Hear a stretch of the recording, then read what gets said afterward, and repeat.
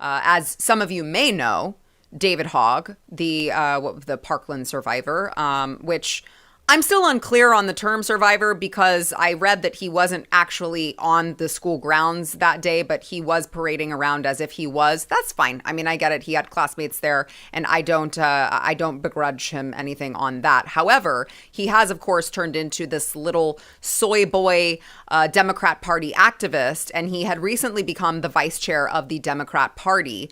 Well, the Democrats don't like him either, and Democrat National Committee panel voted to void its election of David Hogg. And yeah, DNC moves to oust rising star David Hogg just months after he was elected, probably because they don't want him to be a rising star because he's really, really bad at this. And so he was 25 years old, the youngest ever, and now the Democrats internally are scrambling, trying to figure out how the hell to get rid of him. Now, he said that they claim that it's nothing to do with anything other than some sort of procedural issue. But I want to play David Hogg. He was just on Bill Maher not that long ago, Bill Maher's show, and he was talking about this attempt to oust him. Watch. What's interesting is that's even more progressive than our vision, which is that the chair doesn't count towards the gender balance rule that we have. Frankly, I don't even know if it makes sense for us to have the gender balance rule anymore in this day and age, because I want to focus on whoever's just best at the job. Great. At this point, that's my own view. Terrific. And, you know. So, yeah, I hear Justin. You're laughing back there? No, I don't know what you're talking about. That wasn't me. Somebody else. This is really, really beautiful to see. Oh yeah, I mean, this is just. I don't think he understands which party he's in. He's serving it, but that's not how it works in that part. It definitely, that's not how it works at all. So I don't know why he would think that's acceptable.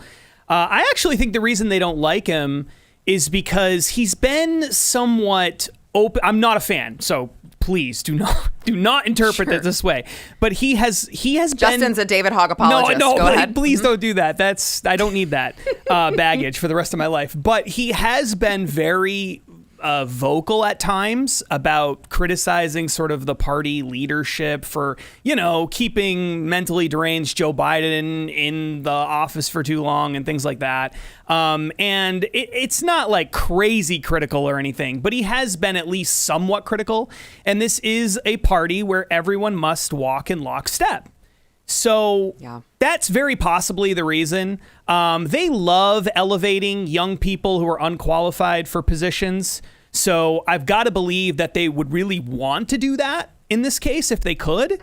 So there must be something, he must be stirring the pot in a way that they don't like in order for him to be ousted like this. Because that's the only reason that they would do that. And the rule thing makes no sense because they change the rules whenever they want. It's their rules. Right. So it doesn't even make any sense. But I think that's the real reason. Yeah, no, to Justin's point, Matt, this is the same party who, like, Kamala Harris was all of a sudden their candidate, and she got 0 votes in the primary, and they were like, those were guidelines, suggestions. It's fine. We don't have to. We'll just set it up however we want. We are the Democrat Party. Matt, what are your thoughts? Yeah, I mean, look, it's got to be bad if he's failing in the Democrat Party. I mean, he's no AOC, is he? I mean, that's all I'm going to say. No, I mean, look, they, as Justin said, I mean, he's absolutely right? They don't ever care about procedure. They certainly don't care about laws. So for them to come out and say this is utter bunkum, he's probably pissed the wrong person off. He has shown. And again, I am not a fan of his in any way, shape, or form. Oh, but, another David Hogg apologist here. No, but I'm just saying right there, he said a controversial thing and said that all I'm interested in is somebody being competent. And you can't say that. You can't say that because that is not a qualifier for you in the Democratic Party. He's bucking the trend right there. So it's kind of funny. Like, I mean, they do put people like Jasmine Crockett and AOC up there. And if you are losing, if you're getting pushed out by the party that is pushing those two, you are in a world of pain. I'm just telling you, that's bad. Yeah, that's a great point. I remember when didn't he started like a pillow company because he was like, I'm gonna challenge Mike Lindell, and it was something. What, Steven, do you remember what the pillow company's name was? He was like, instead of my pillow, it's going to be your pillow or something. That was so mind-numbingly stupid, and it was very short-lived.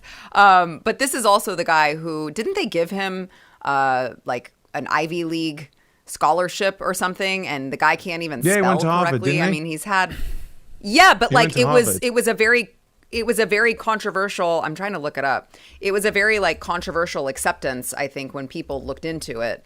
And it seemed But to he does be he makes sorry, Sarah, he makes spelling errors and stuff and all the time, which is, again, if you want another example of why not to send your kid to Harvard, there you have it, right? Right. The Your That's Pillow what I'm saying. guy. That's what. Yeah. Sorry, it was what was it, Steven? Good Pillow. Good pillow. Good Pillow. It was Good because you only thought that My Pillow was good, but it doesn't say good in the title, and now Right. you know.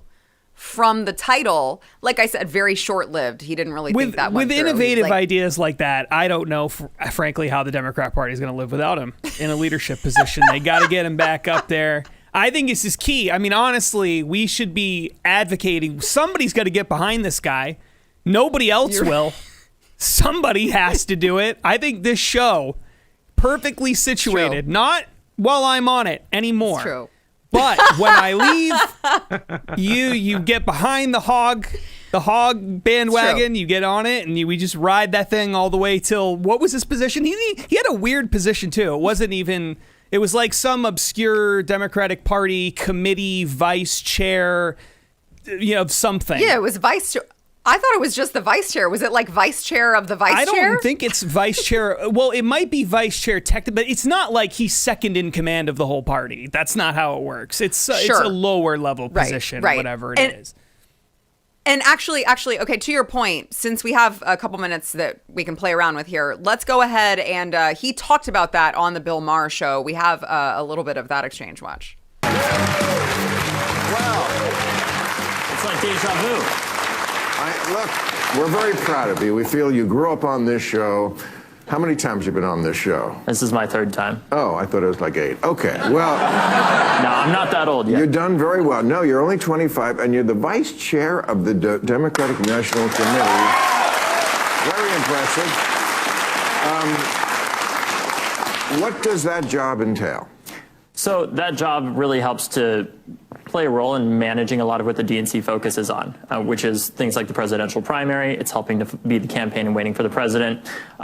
It's helping to manage the debate schedule and helping to support our state parties and local parties around the country. It's a volunteer role, I should add, as well. So it's entirely volunteer capacity.